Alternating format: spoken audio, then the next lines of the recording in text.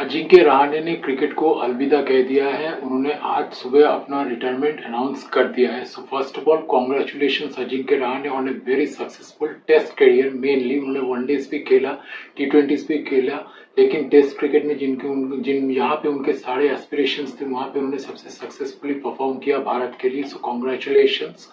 और Ajinkya Rahane one of those players थे जिनका ज्यादा कुछ बैकअप नहीं था इंडिया टीम में, मतलब सिलेक्टर्स की बैकिंग उतनी ज्यादा नहीं मिली। यही सेम बात शिखर धवन पर भी हम कर सकते हैं। तो ही वॉज वन प्लेयर जिन्होंने अपना करियर टोटली खुद अपने बलबूते पे, अपने टैलेंट पे, अपने दम पे बिल्ड किया था, और शिखर धवन ने भी ऐसा ही किया था। और 2011 में सबसे पहले टी20 में खेलने का मौका मिला भारत के लिए, इंडिया मतलब इंग्लैंड के खिलाफ लॉर्ड्स में। तो वहां पे उन्होंने शानदार 61 रन की पारी खेली थी। इसके बाद टेस्ट क्रिकेट में उन्होंने consistently more than a decade 12 साल तक कंसिस्टेंटली भारत को रिप्रेजेंट किया। और सबसे बड़ी जो कंट्रीब्यूशन अजिंक्य रहाणे की इंडियन क्रिकेट में रही है वो ये है कि जब विराट कोहली की कैप्टनसी में, विराट कोहली के रेन में, उनकी पीक में भारत ने ओवरसीज कंसिस्टेंटली टेस्ट मैचेस जीतना शुरू किया, मतलब इंग्लैंड में जाके जीतना, साउथ अफ्रीका में जीतना, ऑस्ट्रेलिया में जीतना, या फिर दूसरी जगह में जाके अच्छा परफॉर्म करना ओवरसीज कंडीशंस में, वहां पे रहाणे की कंट्रीब्यूशन बहुत जबरदस्त रही है। लॉर्ड्स में 103 रन की बारी खेली थी 2013 में, महेंद्र सिंह धोनी की कैप्टनसी में वो खेल रहे थे, उस वक्त भारत ने टेस्ट मैच जीता। ये एक one of the great contributions उनके।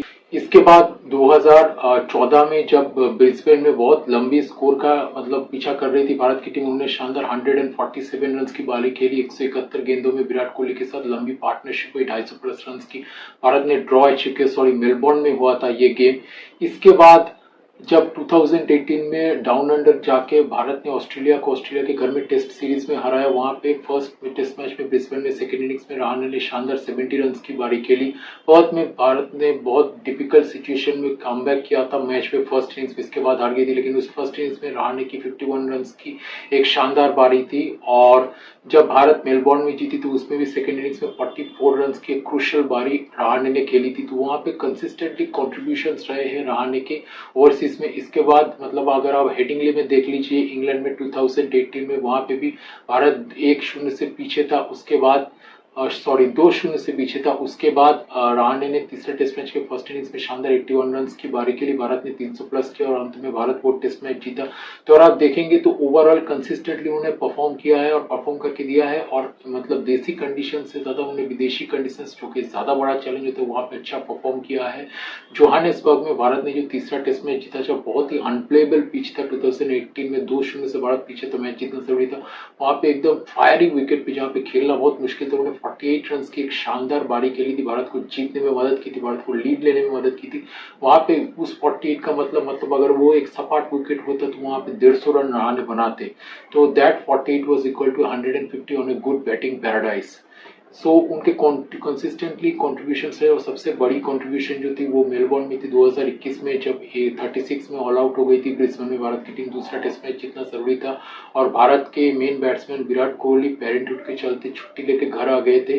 तो तब रहाणे ने बहुत ही डिफिकल्ट सर्कमस्टांसेस में टीम को लीड किया, कैप्टनसी की बाय द वे बहुत अच्छे कैप्टन थे, और भारत को मैच जिता के लाए एक शानदार 113 रन की बारी खेली। उसमें उसके बाद एंड में ब्रिस्बेन में उन्होंने भारत को शानदार जीत दिलाई, वहां पे जहां पे मतलब अगर और एक प्लेयर इंजर्ड होता तो भारत के लिए फर्स्ट 11 टीम में मतलब ग्राउंड पे फील्ड करना ही मुश्किल हो जाता, इतने ज्यादा प्लेयर्स इंजर्ड हो गए थे।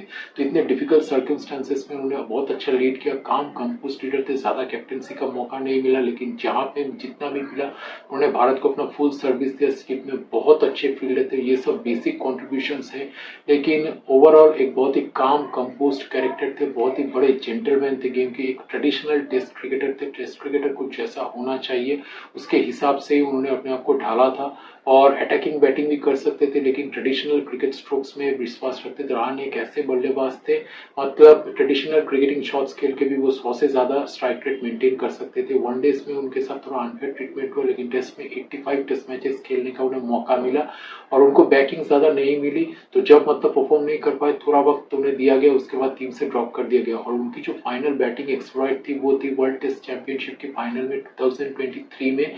वहां पे उन्होंने भारत की बाड़ी लड़खड़ा गई थी, लेकिन भारत की बाड़ी को थोड़ा रिस्पेक्टेबिलिटी दी, उन्होंने शानदार 89 रन की बाड़ी खेली थी। इसके बाद फाइनली 2024 के स्टार्टिंग में वो ड्रॉप हो गए और फिर कभी भारत के लिए अनफॉर्चुनेटली खेलने का मौका नहीं मिला। बट एक शानदार करियर और फाइनली सबसे बड़ी बात जो प्रॉपर जेंटलमैन थे और बहुत ही काम कंपोज्ड कैरेक्टर थे और बहुत ही classy and he was a beautiful batsman to watch. Congratulations again Ajinkya Rahane on a beautiful career and all the best for your YouTube channel and for your future endeavours. All the best, we love watching and we will miss you. Bye.